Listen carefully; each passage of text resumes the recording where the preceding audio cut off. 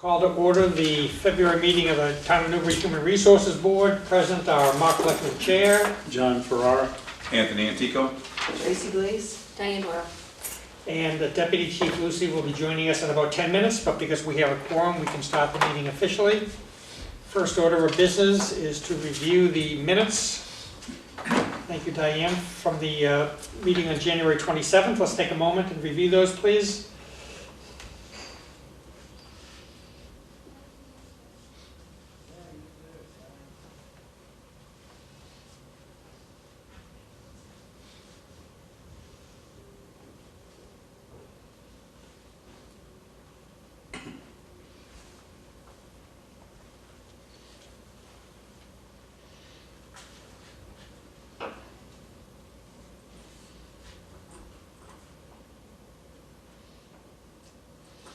Has everyone had a chance to review? Yes. Is there a motion to accept? Motion. Second? Second. Any discussion? All in favor of accepting the minutes as written? Aye. Aye. Minutes are accepted as written. Thank you, Diane. As it relates to those minutes, Tracy, Town Administrator Blaze, has joined us here to discuss a couple of the ongoing issues that we've had to put on hold for the last couple of months. I think we're in good shape, at least in terms of reviewing at least two of those three items, as I understand it. Perhaps all three. Well, no, I think we're going to speak to the two that were on the agenda. Right. I'm sorry, I thought there were Yep. three. There were three, we're going to wait on one of them. Oh, right, okay, the Yep. sick pool bank and the court, yeah, so we'll wait for John to appear for that. Any other business? For the meetings, we'll hold on employee issues, personnel actions and job vacancies. Deputy Chief talked about the reserve patrolman position that was available. Do we know what's happened to that in the last 30 days, or? So there was a reserve patrolman that resigned to go to a full-time position in Salisbury. Right. And there has been one communications officer dispatch position that's been filled. Jason Lang, I believe. I don't know if there's been a second one. I haven't seen it. Okay, so that, I think his comments at the meeting were that they would be looking to fill it with communications positions. Right. As opposed to another reserve patrolman. So I know one of them has been hired. Okay, good. So we do have a couple of other things that have come across.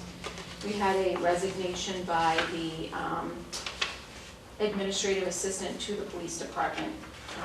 So she's resigned. She was a part-time position. Okay, was that unexpected, or? She got a full-time job. Yeah, Okay. so she is leaving effective, she's, I think already, last week. Yeah, she left. Okay, so is that a situation where there's a temporary in place or a No, stopgap? I also have a personnel action form here today for execution for the new hire. We had recently hired an administrative assistant for the DPW position, and we had a lot of really good candidates, so I gave them the second runner-up. Good. And they interviewed her and hired her. Oh, great. Oh, so it's in she's place already. starting Okay. Wednesday. Oh, perfect. Yeah. That's good. Okay, do I need to sign that while? Yes. Okay, thank you.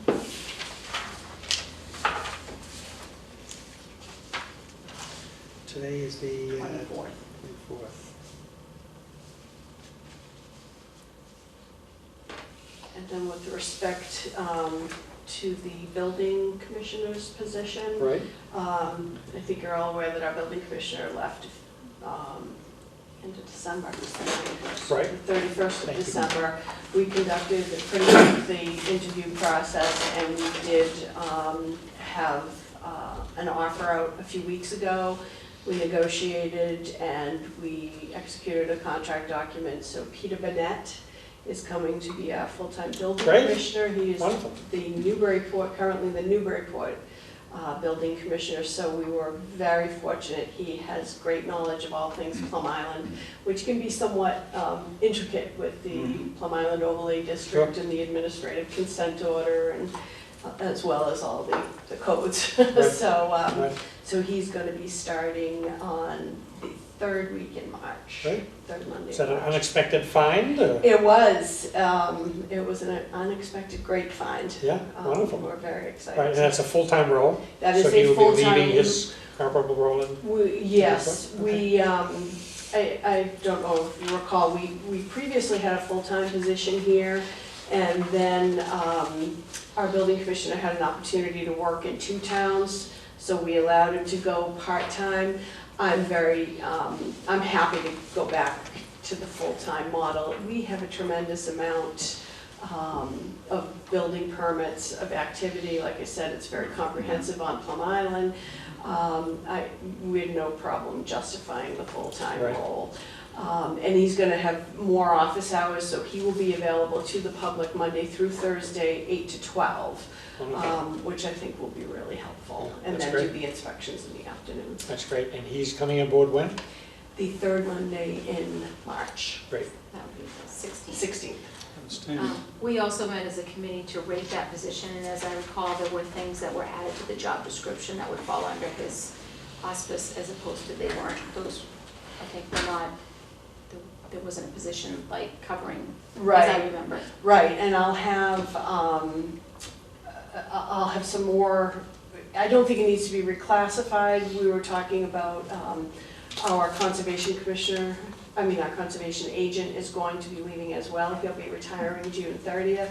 So I've already put out the advertisement for that position. It's gonna be hard to Sure. do, big shoes to fill, for sure, so. That Doug? That's Doug's. Yeah. But his job description hasn't been rated in a very long time.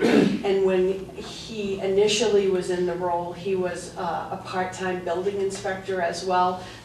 That's not Right. allowed any longer, so there'll be some changes to his job description. I don't think it would rise to a reclassification or anything, but I'll have those before you guys. At least change in duties and responsibilities. What was Doug's reason for stepping down? He's retiring, Full-time? yeah, Yeah. he's retiring, yep.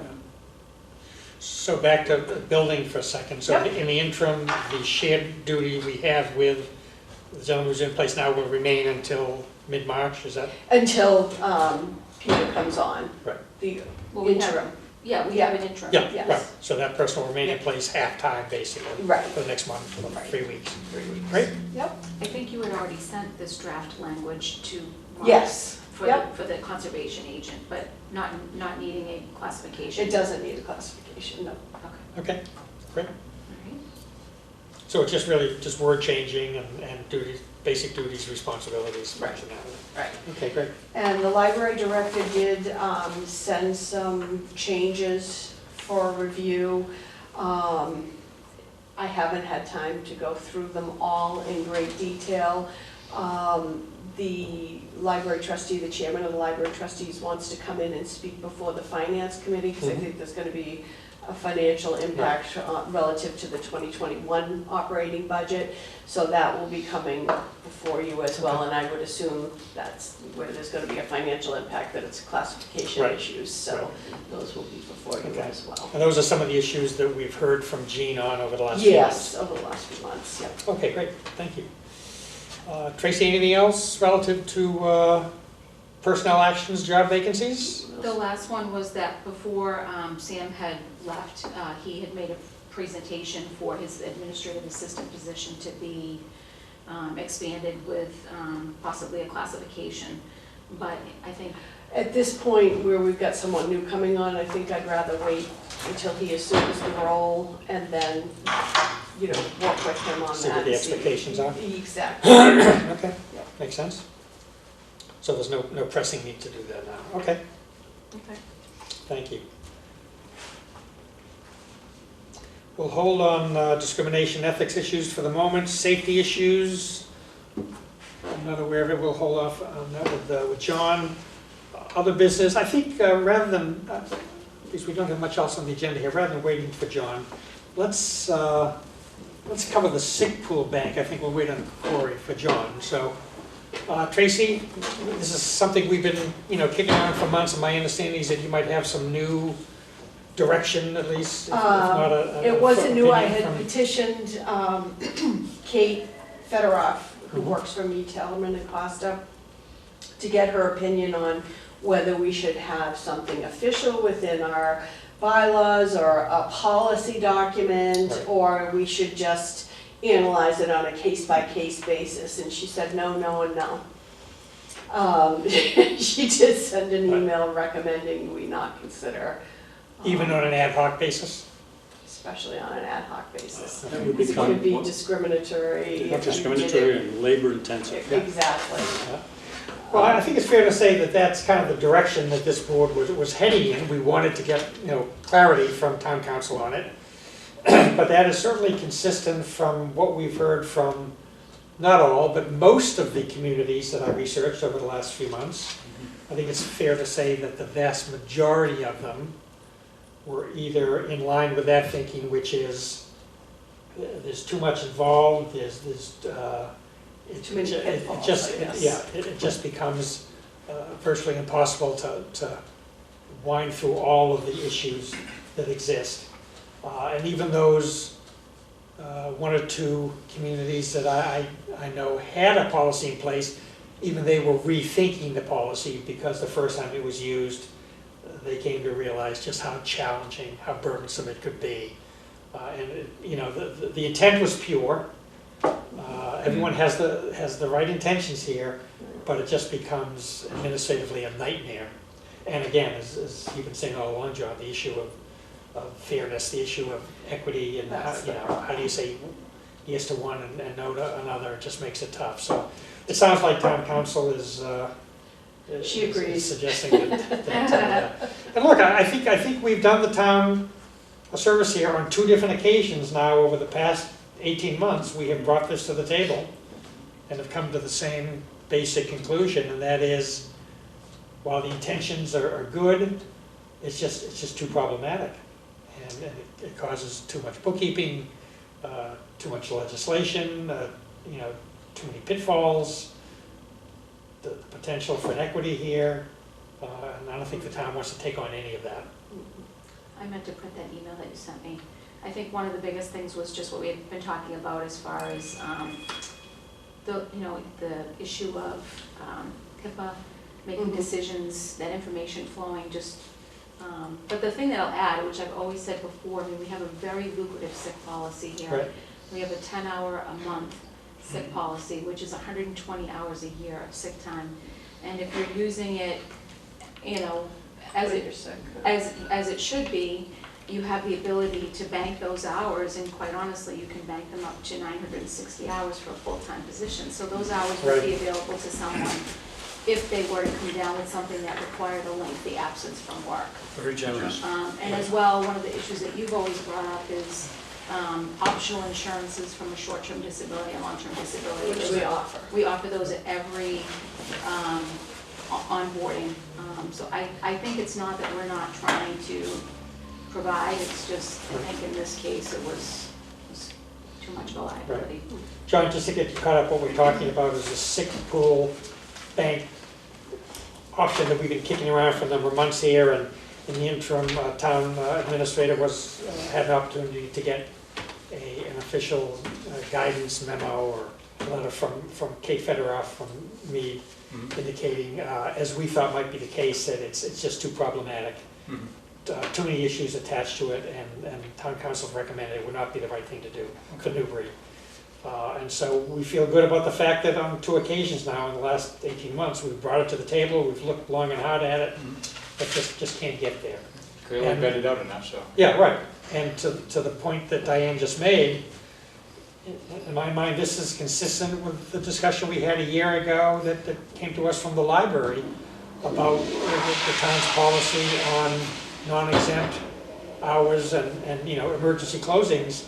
The fact is that this town is very generous to employees in many ways in terms of its benefit program. And if you look at something in isolation, you might feel, well, maybe that's something we should consider. When you look at it, as it relates to the entirety of what we offer our employees, I think they've got a good benefit program, and so I don't feel any compulsion to have to change it. So, any further discussion on the sick pool bank policy? If not, I think the decision of the board is we will leave it as it is today, and that is there is no sick Will bank policy in place now or for the foreseeable future? CORI update. Apparently it did go before the Board of Selectmen when I wasn't here. And they had some issues with the language as provided to them. I asked Ellen to pull out the minutes from that meeting so we could go through it and I could work with either the chair or the vice chair to understand what they were uncomfortable with. Right.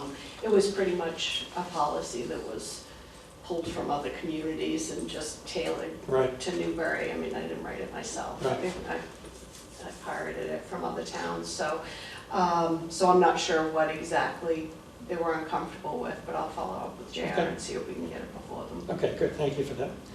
Any other discussion about the CORI policy? Any other business that, Tracy, anything you'd like to address? Excuse me. Let me then just take a moment in relation to the letter I sent, or the email I sent you all. Hold on one second. Can we circle Oh, back yeah. real quick for the Sure. employee issues? Oh, before we sure. get to I'm sorry, John, yes. No worries.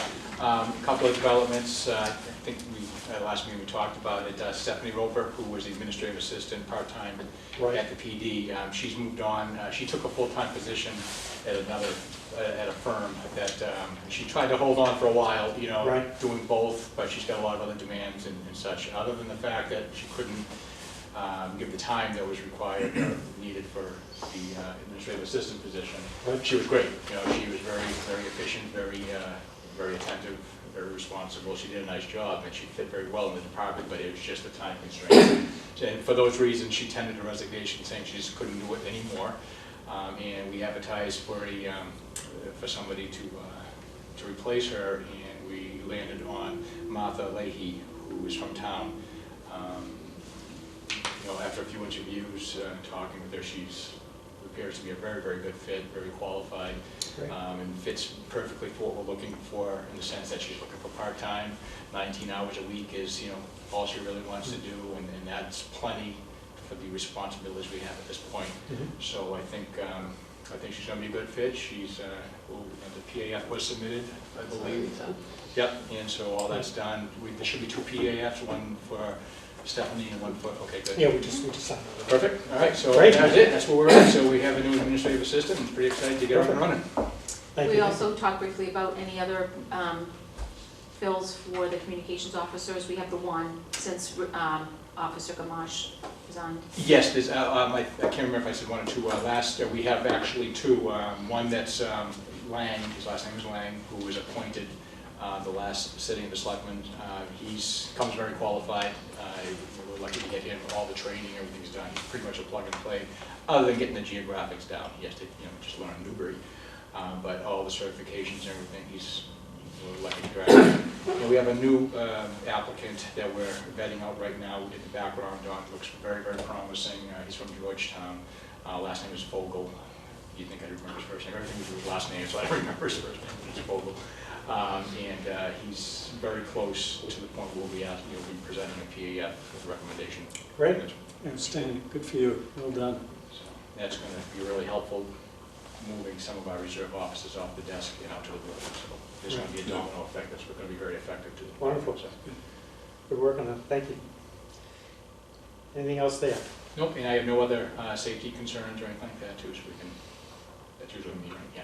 Okay, if there's no other normal business, then let me just take a moment to speak to the email that I sent to the other members of the HR board over the weekend. And that's in reference to the article that appeared in Friday's Newburyport Daily News relative to code of ethics issues, allegations regarding selectmen, and the fact that that process will be brought in front of the Board of Selectmen's meeting tomorrow at 7 p.m., which is a public meeting. I felt it necessary to explain the process that led to my involvement, but I want to make clear before I do, and it'll just take a couple moments, that I have no intention today to speak to the process that has occurred over the last 3 months relative to allegations, investigations, defense against those allegations. those are exclusively Board of Selectmen issues, and they will be addressed tomorrow night.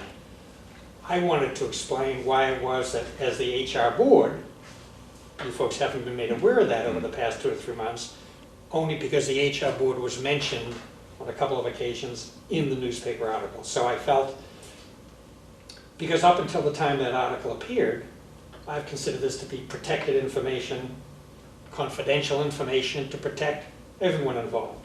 Those people that are making allegations, those people who the allegations are made against.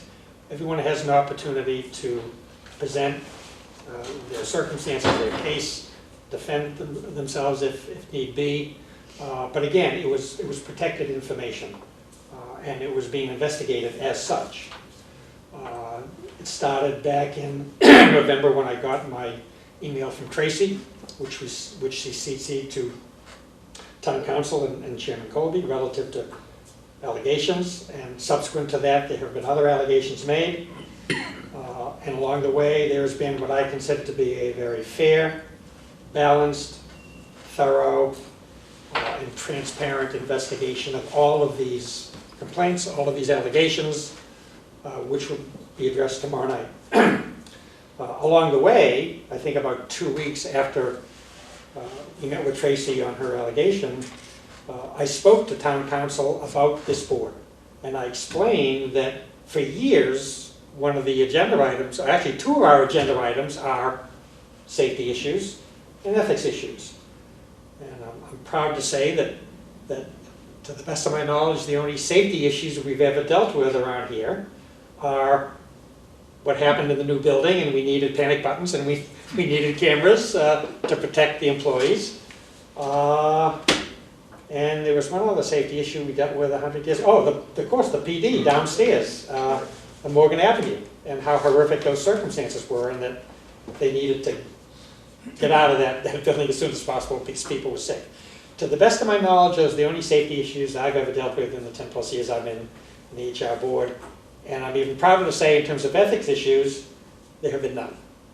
At least none that I can recall. And so we take this stuff seriously. And I said to Town Council, this was now about 2 weeks before our December meeting, I think it was December the 9th. And I said, look, I need some guidance here. We've got an upcoming HR board meeting, and I said to her, intuitively, my thought process is, this is not something that we should be sharing. It's a public meeting, videoed, and it just seemed to me that because the process was ongoing, the investigations were ongoing, the individuals involved hadn't had an opportunity to defend themselves against allegations, it just wasn't fair to share any of this information knowing that it would go to the public. And Town Council agreed. She said, until such time as the chair of the board, J.R. Colby, made a decision to bring it to the Board of Selectmen, which he has now done, the meeting being tomorrow night, it's not appropriate to share that with the rest of your board. My intention, now that that decision was made, was to share all this news tonight. The Daily News beat me to the punch. Twice. On Friday. On Friday. And so I felt an obligation to tell you folks right away. I didn't know who had already seen the article. My guess is if you had and you saw the HR board mentioned, you might have been scratching your head saying, what gives? So that's the explanation. Again, I do not want to speak to the process. I do not want to speak to the allegations, the specifics, guilt, innocence. That is exclusively a Board of Selectmen's issue, but I hope you all understand why I just felt, and again, in concert with Town Council, that I could not share any of this with you until tonight. It's understandable. Understood. Okay. Anything anyone would like to add? Any questions about, again, the process by which I made my decision, or not about the process itself, not about the investigation? So, No.